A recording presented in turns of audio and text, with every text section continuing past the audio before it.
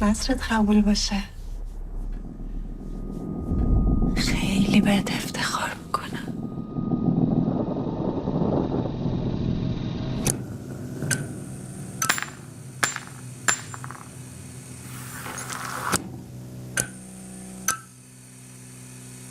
خب الانم که قاضی تحقیقات شده این خطرها هست دیگه.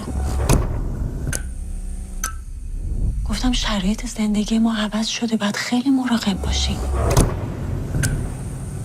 اینو بهم دادن برای حفاظت شخصی. برای چی؟ حفاظت از خودمون. الان از تو چیزی خواستم؟ ناحقه. تو نت در اومده مشخصات باباست، آدرس خونه هم گذاشتم.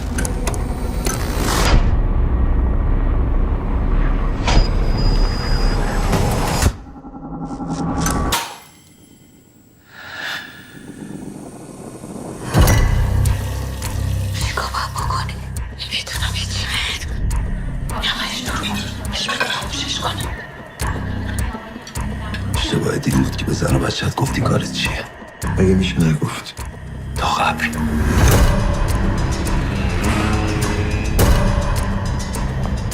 رضوان کجایی؟ چی شده؟ نگرانی خانوادت بفهمن چی کاره ای؟ من از هیچ کس نمیترسم.